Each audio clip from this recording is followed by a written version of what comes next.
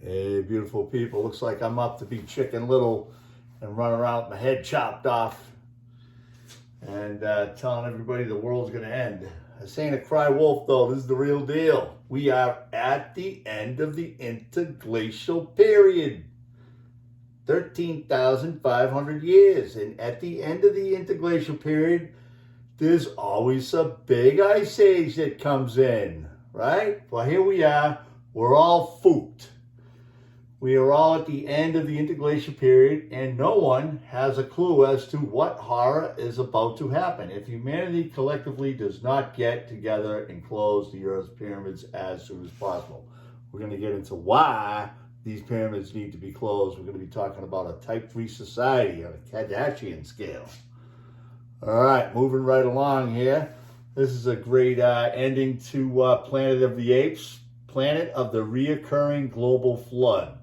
That should have been the name of it when they went to that scene, because this is what we're going to be looking at after the big flood, right? These are reoccurring floods. The erosion patterns around the planet prove it. You know, the ancient texts prove it. There's a big flood at the end of the interglacial period. We're going to keep driving that home. All right, I seriously can't believe that no one else owns a boat, right? Well, everybody's going to be scurrying for a boat pretty soon.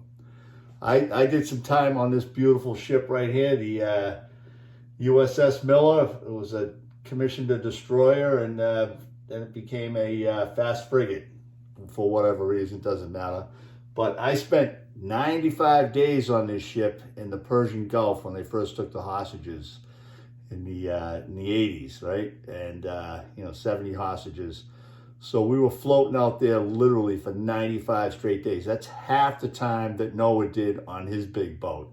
And I'll tell you what, it is a struggle to stay the supplies. Like just getting the supplies to keep 200 guys on the ship for 95 days straight. I mean, it's a major deal, you know. Here's another picture here.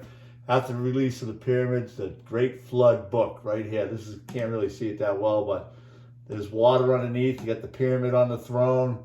And these people, they had some idea of what the importance was with pyramids on the planet. This is Noah. Basically, we have one cabin left. Little humor. Anyways, so we're getting to the Yuga cycle. This is a Yuga cycle. It came off of the clay tablets, Sumerian tablets, and basically these squiggly little lines here represent water. This represents dry, this represents the flood. However you want to put it, this is basically telling us that we live on a water planet and there's a catastrophic flood that happens at the end of the interglacial period that ushers in the ice age. We'll get into the hows and whys. This is the Statue of Liberty in 1898, sea level, same as the sea level is in 2022. Basically, you know, we have trillions of tons of ice melt in the last 13,500 years. Both the caps have significantly lost a lot of ice mass, and it's turned into water and it's flowed into the ocean. But the ocean is not an impervious, watertight, sealed, what's the word I'm looking for? Sealed area, right? I mean, the floor. It's not a seal on the floor of the ocean. It's not like a blue liner on your pool where water doesn't get through it. Water is leaking through as we speak, millions of gallons a day, flowing back into a place called the interglacial, the transition zone. Sorry, it was going to take me a few seconds to get up and running here. But anyways, long story short, this is the cycle. This is the cycle we're talking about. 1997, scientists discovered 3 to 30 times more water in the place called the transition zone than the actual surface water on the planet. So we're talking a significant amount of water is down in this place, and it does rupture and come up. Okay, so Earth basically has a self-cleaning wash cycle. You know, these lingams, they, obviously we can't figure out what they are. We turn them into sex objects, but the reality is These things are tapped into ancient geysers down in India and a bunch of other places around the planet, Indonesia, a few other places, and they're dry right now. But once these subterranean oceans fill up and then the transition zone ruptures, this water comes up under significant pressure. Here's a little pyramid picture from, I think, 520 BC, 420 BC. I don't know if it was Herodotus. Yeah, Herodotus' account. It was actually ships floating around the outside of the pyramid. So, pyramids, I should say. And then you have a couple of guys here doing the drill. Maybe they're drilling down or capping off a geyser. There's some kind of iconography here. Looking at the drilling going on. This is Europa, the moon of Europa. They have geysers daily. These geysers go up 120 miles an hour into the atmosphere all day. So it's the same type of planet we're on. It has a hot core, except they don't have their firmament isn't split right now. But once the firmament becomes one, this is what happens to us for about a half a year. Water just flows up, goes into the atmosphere around the planet. There's kind of another visual here of a geyser coming up. And, water does boil and it does rise, As the talking heads, there is water at the bottom of the ocean. And there are pyramids at the bottom of the ocean. This is off the coast of Cuba. And we have, a couple... This is a artist rendition of pyramids off the coast of the Azores, off of Portugal. My ship that I was on, we went over this thing about 4 or 5, probably 10 times. But unbeknownst to us, they didn't discover it while I was in the Navy. But anyways, long story short, that could actually be a real picture. No, I don't think it's a real picture. It's pretty deep. I don't think all they have is a sonar side scan. Or if they do, it's all top secret. The government, when they get something, and they're like squirrels, they don't want to give it up. So here we are right now. We're watching the boob tube, waiting for the big flood, and nobody seems to care. Nobody seems to do. Here's a song I wrote. I was over in Egypt jamming with a couple of Egyptians. Here's a little song I wrote called "Wake the Fuck Up or We're All Gonna Die." Right? I mean, this is literally where we're at. This is the Great Pyramid of Giza subterranean chamber. This is where the water comes up, right here. This descending passageway was actually cut before the pyramid was even put together. This descending passageway was cut, and this right here, the well shaft, was the original geyser. Okay, this is what they tapped into. And this is all done to control the discharge of this particular geyser. And here's a guy down this descending passageway. This is a block that goes up into the Grand Gallery. There's 3 or 4 of them, and these things actually move under pressure, right? Unbeknownst to everybody on the planet, when the geyser comes up, this will push those blocks out of the way, and water will flow up to the into the Grand Gallery, up through the portcullis chamber, into the King's Chamber, and the water will flow out of both the north and south shafts. They call them vent shafts. These are trial passageways. They call them the trial passageways. This type of technology uses sonar sonar, some kind of sonar type of equipment fits into these things. There's 3 of them on the Giza Plateau, maybe even more, but this particular group was used to triangulate and locate the geyser hole or tube that's coming up, and then once they hit it, this becomes the actual subterranean or the descending passageway that goes right down to and ties right into the actual geyser, because the whole idea of this thing is to control the water discharge going into the atmosphere. This is the whole thing with all the pyramids around the planet. They're all built on top of subterranean oceans that are 30 miles below the surface.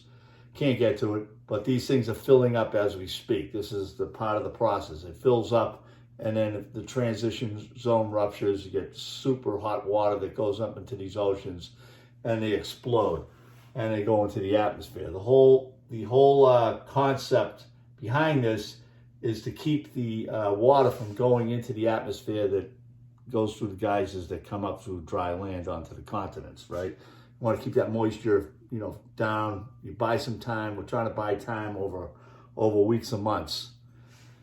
And then we have, same type of thing, just another diagram. Obviously, this was set up with, recording equipment or receiving equipment. They put an actual transmitter down the geyser. Now we're talking about these are dormant geysers when they did this, right? Well, they weren't doing it while it was rupturing and blowing water 150 miles into the air.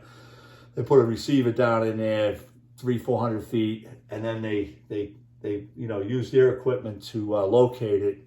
And same type of technology they use for triangulating today for your GPS. You need three units here to get it. So this is kind of a blurry picture. Some of these I had to blow up. This is horrible. But anyways, this is just the original tunnel dug out to intercept the natural geyser vent tube. This was the original tunnel right here. This is when they found it. This is the original geyser. They call it the well shaft. And that's how that works. This is the water coming up through the actual. We tunneled in and they created the subterranean chamber. The baffles in here. The amount of erosion down there it's equivalent to, being blasted away by heavy armaments. Just total destruction. It took like years and years to get down into this place and remove all the debris that gets shot up during a geyser eruption. Remember, this is all underground. This comes up from subterranean oceans. So all the debris and everything gets filled up, plugged up in here over the process of this event, which it's looking like it's somewhere under a year. The real eruption happens for 150 days, according to the big book there, the good book. The water rose until the 50th day, and then it started to recede. That's Noah's account. So these things go up. You have eruptions in the ocean. Geysers erupt in the ocean, but the oceans aren't bad because they will condense the superheated water and keep a lot of it out of the atmosphere.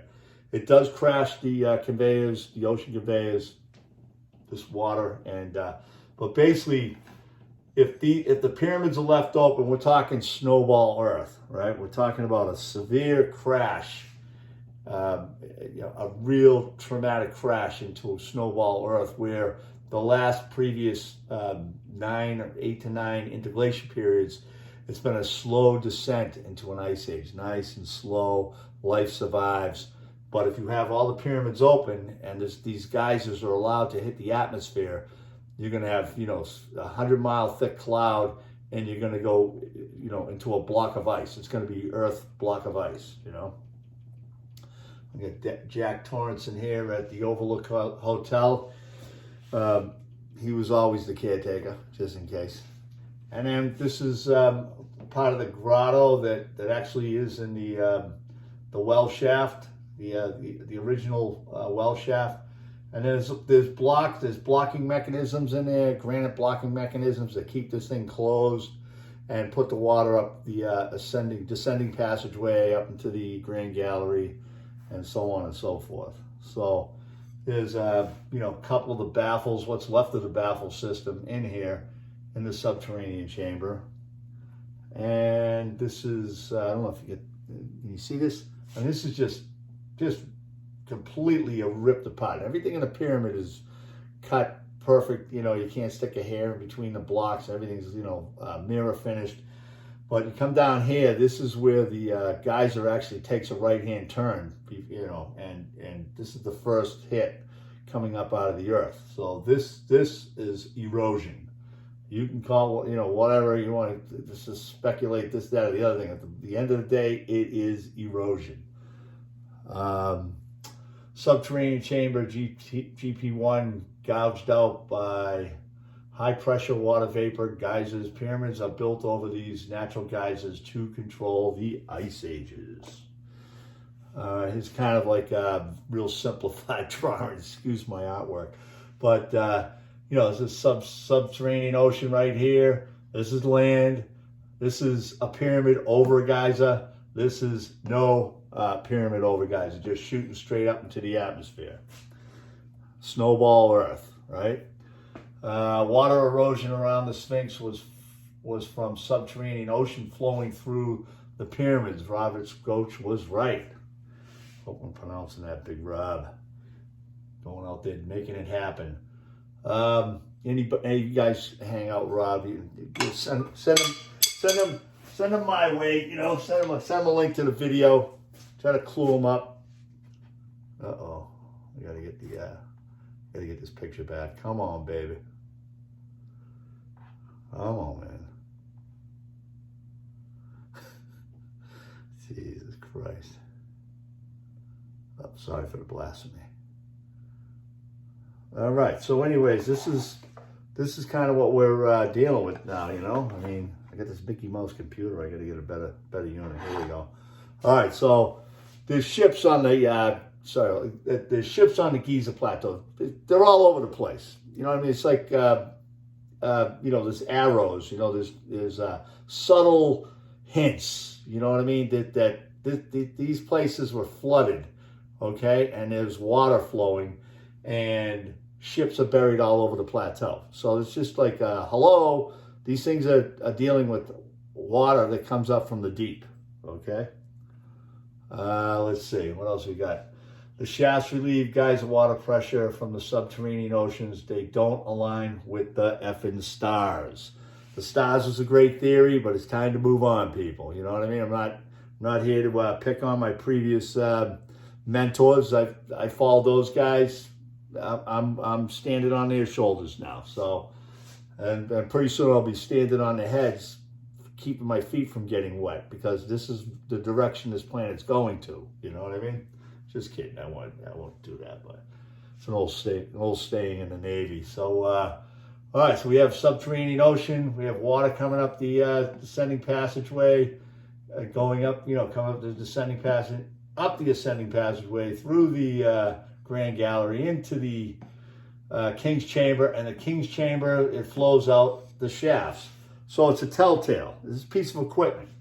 The north and south side of the pyramid today, you can still see these openings where the shafts protrude or stick out of the pyramid, and this is where the water actually comes out once we're in geyser mode. So it's a warning device. It's telling you, yo, dude, get the boat. The flood is around the corner. But because we got the things wide open, we're just going to have water just blowing out of the entrances of these pyramids. And it's going to be, once it starts going, you're not going to be able to shut it off. And we're going to go into snowball Earth, right? Ice Earth, one big block of ice.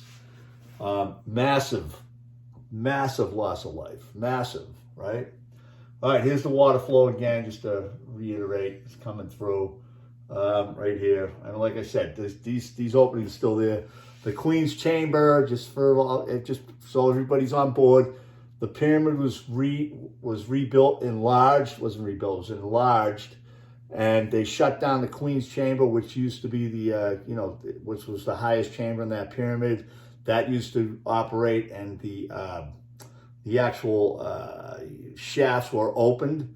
And then when they decommissioned the Queen's Chamber, they took out the blocks that had holes in them that attached to the shafts, and then they went in and put blocks that don't have holes in and sealed off the bottom. And then at the top, on the outside of the pyramid, before they enlarged it, they put those doors in there and shut off the Queen's Chamber discharge of the shaft, the top sections of the north and south shafts of the Queen's Chamber.